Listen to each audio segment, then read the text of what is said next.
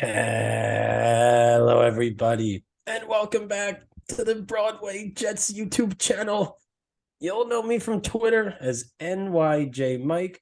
I'm joined as always by the master of receipts, NYJ Matt. And Matt, today we're going to do a nice 3-round mock.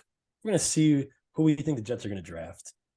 It's good to be back, man. We need to bring out some more content. We're ready to go with a 3-round mock, and I cannot Yeah. wait for draft night. 9 days away. I would argue it might be the third best day of the NFL year. You look at week 1, Super Bowl, NFL draft. So Top tier fun. day. And we've almost been spoiled having 2 first-round picks. We've talked about it before, back-to-back years, but now the Jets are most likely 99% chance picking at either 13 or 15. So we're going to do a mock draft and we're going to run through it. Yeah, dude, I'm fired up. A little sunburnt. I was down in Miami, the site where of the team that takes all the ex-Jets players. And you Shows took a them. selfie with Geno Smith and it was a great quality Oh, photo. I really did take a selfie with Geno, but obviously I posted on Twitter and you cannot see Geno Smith at all. Like you can never tell that it's him. I was like, dude, took the best selfie with Geno Smith, but people thought it was a joke. It really was Geno Smith. And I talked to him. I was like, hey Geno, like huge Jet fan. He's like, I'm not on the Jets anymore. And I was like, yeah, I know. It was like 9 years ago. Like that's I would love if he every quote day. tweeted your tweet and was like, I don't know who you're talking about. I never met this guy before. No, he was real nice. And he was, oh yeah, good. So Good job. Better. let's start the draft here. We'll run through it. We'll go through picks 1 through 12 because very curious to see how the mock plays out. Again, these mocks are not always accurate. If it Yeah. gives us at pick 43, like Peter Skoronsky, probably not going to take him. We're going to pretend like he would have went earlier. But here is how I think the draft starts. I think we go Bryce Young, CJ Stroud, 1, 2. It seems like all the betting sites have Bryce Young as number one. He canceled the rest of his visits. He probably will go to the Panthers. Yep. And this honestly is a pretty realistic mock. I think if the Cardinals keep the pick, they will take Will Anderson. I think Will Levis to the Colts makes sense. But if Anthony Richardson falls to 5, I think the Seahawks draft him. The Seahawks have another first-round pick regardless, and they can have him sit behind 2 years of Geno where Geno's played good enough ball and he can get out of the contract pretty easily.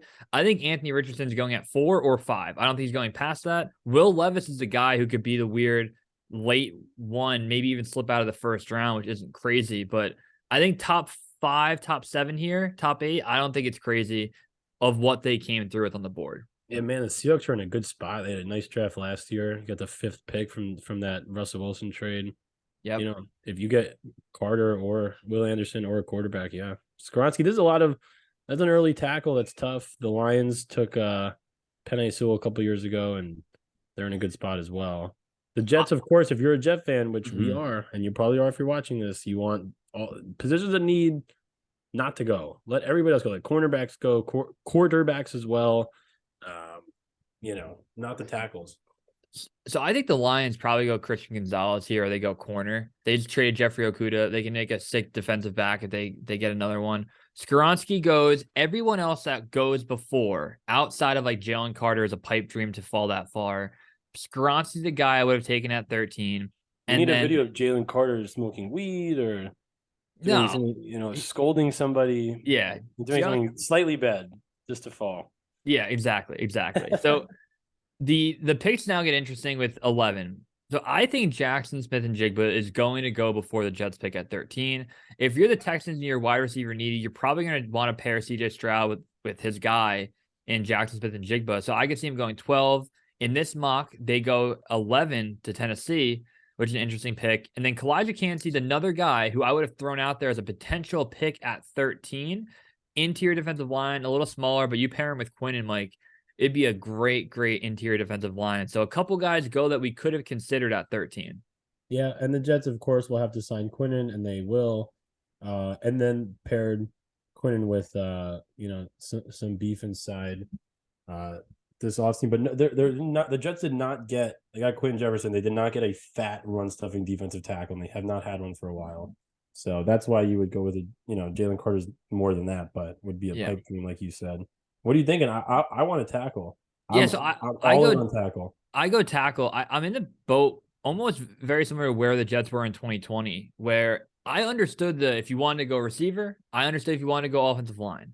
I'm not going to hate the pick if it's Jackson Smith-Njigba. If the Jets fall in love with Quentin Johnston, who I don't think will likely go in the top 15, You I hate his wouldn't be. championship game. You hate his championship game. I get very upset about how bad he was. He won a lot of money for me when I bet TCU. But at the end of the day, I want to stick to what I care about, and that's building a sick offensive line. And what you get here is you get your choice of every offensive lineman outside of Peter Skoronski. And the names that you'll hear, Darnell Wright, I love his Instagram message to people calling him out, and the OnlyFans girl trying to make him slide. Paris Johnson Jr., I think I'm going to take the quote from Connor Rogers. If you build an offensive lineman in the lab, it would be Paris Johnson Jr. Has flexibility, could play guard, but is built to play tackle. And if you add him to this group, I think Paris Johnson Jr. is that home run type of guy, Mike, that I want to put in the ticket here and just bring him in. Yeah, the other guy's Broderick Jones, who's a monster, gigantic dude. Yeah. I saw the stat. Cali Jets had a great tweet. He tweeted out all the snaps that each offensive lineman has played at each position. And Skoronski's one of the guys who was kind of mocked as a dude who could play multiple positions and has only played left tackle. And then you have like Paris Johnson played a couple different spots. Broderick Jones played a lot of snaps at right guard, which is probably where this guy, whoever it is, if the Jets take an offensive lineman, will play. Or left or, I mean, it depends. You're gonna have.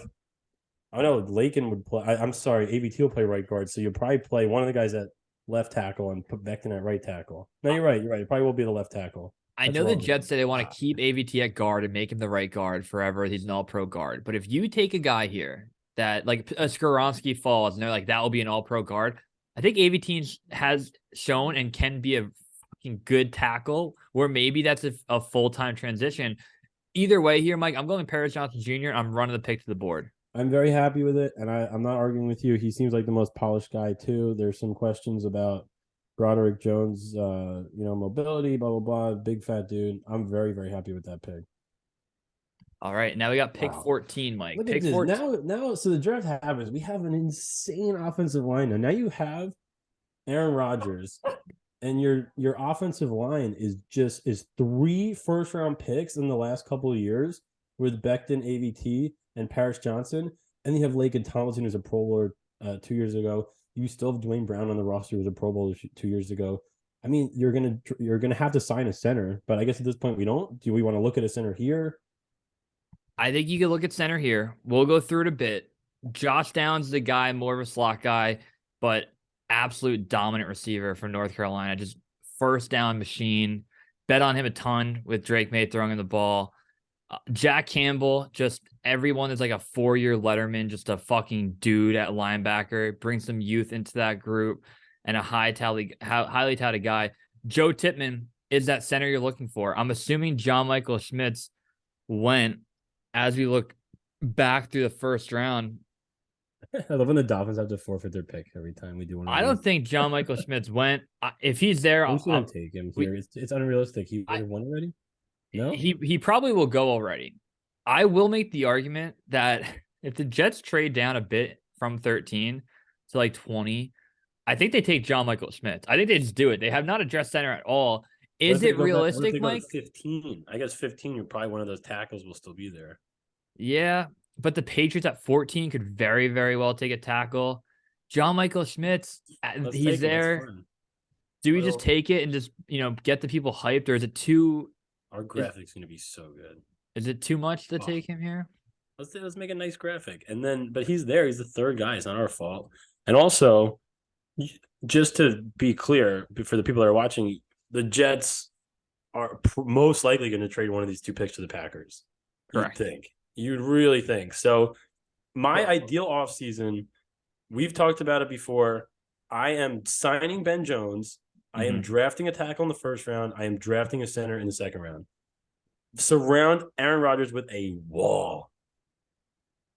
Now, as each day goes by, Mike, it almost like 1% each day. I'm like, maybe they keep 42 and 43 and just give the Packers an unprotected one in 2024.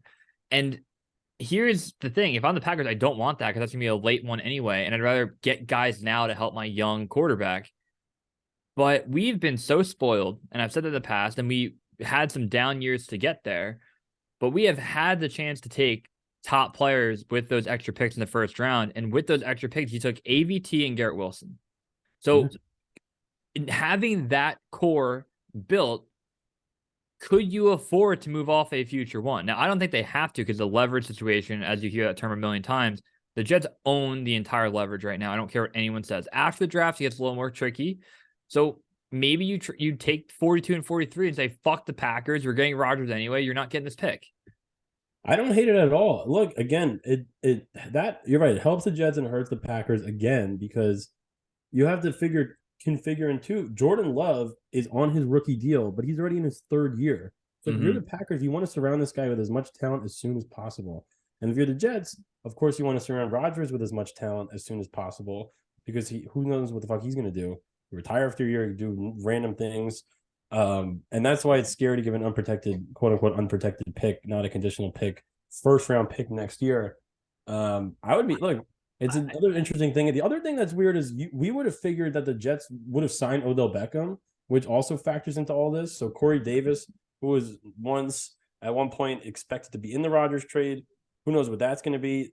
There's not really another free agent that the Jets could get that's similar to him for $10 million. DeAndre Hopkins said he doesn't want to play for the Jets, or he did that weird, stupid emoji thing video that was really annoying to watch. Does DeAndre Hopkins know that the Jets are going to get Aaron Rodgers? I don't think he does. I don't think he's aware. I don't think he knows. But that's the other thing about the Njigba signing. If they draft Jackson Smith and Jigba, is the gap between Max Mitchell as being a potential starter, so Dwayne Brown breaks down or Becton breaks down, is the gap between Max Mitchell and a tackle at 13 larger than Corey Davis and Jackson Smith and Jigba for 2 years with Aaron Rodgers? Because I'd rather have the tackle. Yep. Because Rodgers historically has not built the greatest chemistry with younger receivers, and maybe he looks a guy like a veteran where Corey Davis can be better. And there is an argument to be made about who's going to eat up targets. Garrett Wilson's the number one guy. He's going to eat up a lot. Alan Lazard is these are 4 legitimate receivers. Like Corey Davis is a good normal player, and Alan Lazard, Rodgers loves. Miko Hardman's a terrific number 4, and Garrett Wilson is a true budding superstar. I'm not taking a receiver in this draft unless you're going to try to move a Corey Davis. Obviously, you have to do something if you take another receiver, and I wouldn't change what I do at 13. Maybe you can make an argument if you sign a Ben Jones, you could take a receiver in the second round. That would be the one thing that I would change. I'm still taking tackle in the first round. So we right now have built an offensive line with taking John Michael Schmitz in the second round, where you're going to have just blue chip after blue chip after blue chip on the line. That's how you build it. So I'm happy with our first picks. The reason we're picking at 43 here, say in a scenario we don't trade this, we're going to go through all the guys that would also be there at 42 because everyone here would have been 42 regardless. So looking at receiver, we touched on Josh Downs. Really good math. Michael Wilson, what happened? That's good math. I got you. That would have been there the last bit. Yeah, you're right. I got you. Michael Wilson is like always injured. I don't think Joe Douglas takes a chance on him. Well, do we definitely want to take a receiver? Well, we're gonna go like position that we could take here. So Jalen Hyatt takes top of the defense, had like a billion touchdowns against Bama. I think you were at that game. I was not at that game, but that game we watched right after my birthday. We did karaoke. What Bama game did you? I went to Bama Texas A&M. That was a good finish, that game too. Good finish. So, no Bryce Young in that game. Frustrating. And the Jets have done a lot of work on tight ends. If you look at the top 30 visits or the pre-draft visits, a lot of tight ends have come through the door. And it makes you question, you give 2 bigger deals of free agents last year. You draft a tight end on day 2 in Jeremy Ruckert. The guy that stands out here is Darnell Washington, Mike. Massive dude. I drafted him in Madden. He's been terrific. So really? I have. Just putting it out there. He's a massive dude. The one problem I have too is the Jets are they going to sign Mercedes Lewis? Then what oh yeah. Forgot that was part of the package deal that we have to get. Yeah. Jets aren't touching running back here, not taking offensive lineman again, not taking corner. Looking at the safeties here, Jahmyr Gibbs the name. Jameer is a two-way player. Jahmyr Gibbs the running back. Antonio Johnson's been mocked a million times to the Jets in like the early days of the draft season. And then Jordan Battle was always the second round pick to the Jets in the last draft. He went back to Bama. So not a crazy play if you take Jordan Battle here. Mm-hmm. What else we got? Is Jack Campbell there? Is that what we're going to do? Well, the problem is then you have Mosley. You just gave Quincy Williams all that money. You could try to get also another interior defensive lineman would be the other play. I don't think they're going to go edge. Is Keanu Benton still there? He is there. I think we take the big dude. You got to fill a spot. Take Keanu Benton here.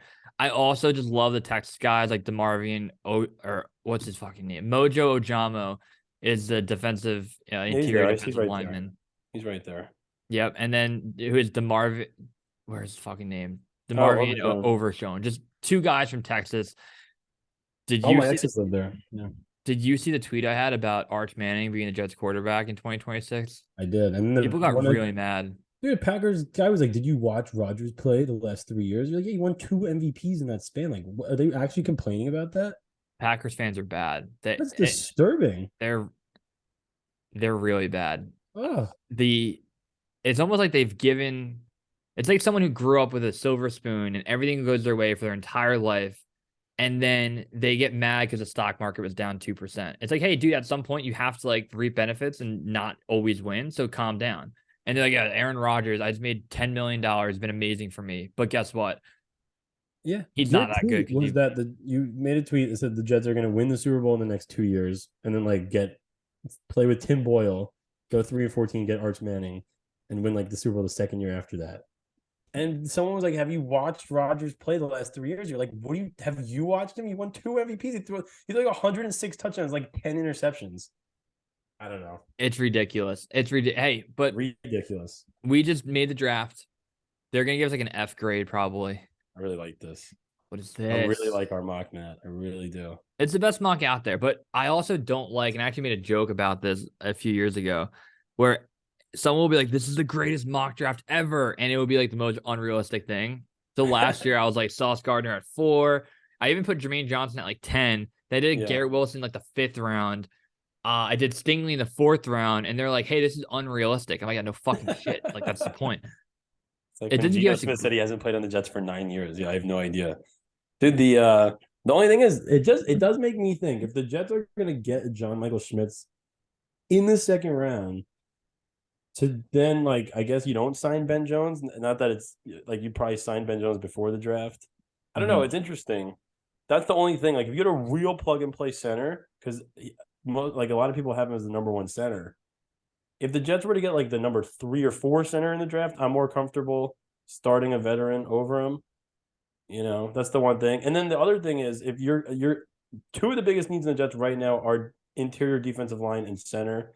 I think Ben Jones is a better option than anybody else you're gonna get.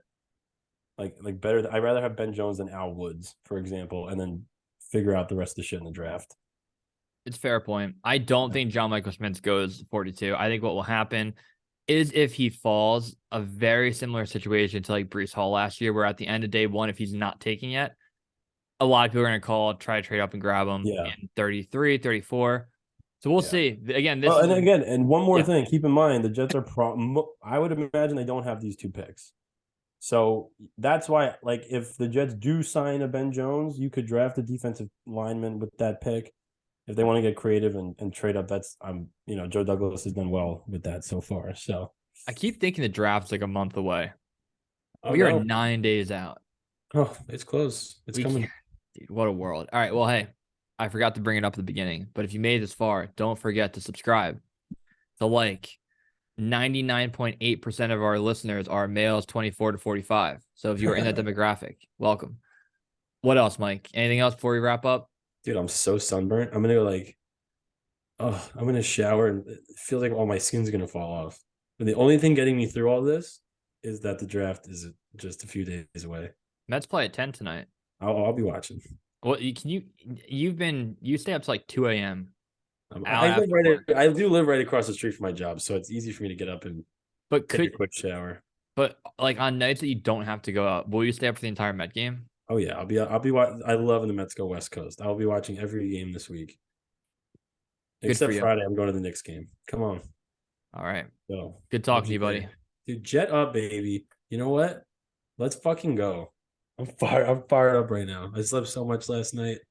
I'm gonna go watch like I'm gonna go watch Jets. What's a good Jet game they won this year? Jets Bears. I'm gonna go watch Jets Bears until the Met game comes on. Watch Mike White throw some tutties. Come on. Are you not going to comment on the starter crew neck? What is it? You're not going to comment on the crew neck? Oh, it's beautiful. I didn't want to feed into your addiction anymore. I know you're having problems weaning off this. So, speaking of weird Jets acquisitions, my Jets yarmulke came. Look at this. It's great. I got dragged by Zach Rosenblatt on Twitter for not knowing how to spell yarmulke. It's like Google exists. I was like Mike Mitzvah. How do you say it? I mitzvah or I was mitzvahd. And they were like, that's not a verb. You can't say that, Matt. Like, that means you did something good for someone. They're like, do you mean bar mitzvah? I'm like, dude, I got no idea. I'm like, this is you got to figure that part out. Terrible. The worst. Nobody is worse than I. All right. We'll run it back. Mike, good talking to you, buddy. All right, buddy.